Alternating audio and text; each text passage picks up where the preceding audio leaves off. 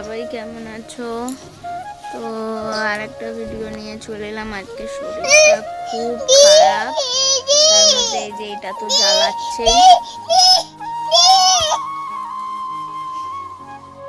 তার মধ্যে তো এটা তো জ্বালাচ্ছেই। আর কি বলবো, একটুখানি শুতে পাচ্ছি না, একটু শরীর প্রচণ্ড খারাপ। দেখা যাক, আজকে তো আমাদের এখানে শীতলা পুজো আছে, তো আজকে শীতল খেতে হবে। আমরা কালকে ভাত বসাইনি, তো শীতলাও মানে শীতলও নেই, তো দেখা যাক কি খাওয়া যায়। তো চলো তোমাদের সাথে শেয়ার করব। আর দেখবে এইটাকে, দেখো,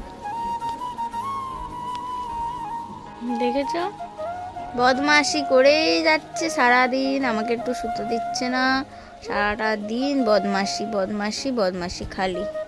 এই যে এখানে আছে হচ্ছে চিড়ে, দই আর মিশ্রি।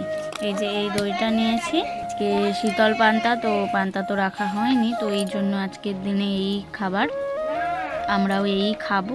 আজকে তো আমার ভিডিও দেওয়ার কথা ছিল, তো কি করব, এখন শরীর খারাপ, প্রচণ্ড শরীর খারাপ। আর সকালবেলা করেছি একটু ভিডিও, আর দুপুরবেলা কি খেয়েছি না খেয়েছি কিছুই তুলতে পারিনি।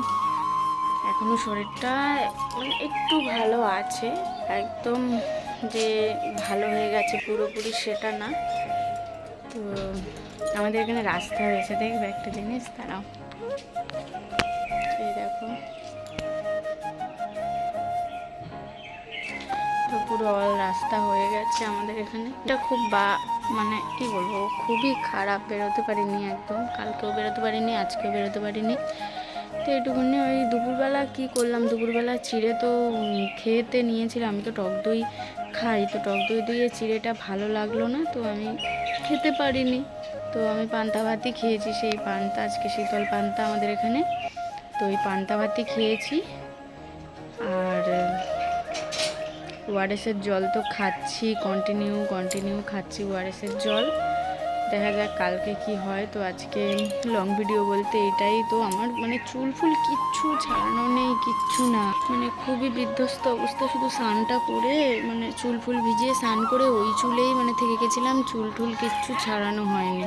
কি করব, একটু প্রার্থনা করো শরীরটা যেন ভালো হয়ে যায়। মেয়ের শরীরটা তো খারাপ হয়েছিল, ও এখন একটু ভালো আছে।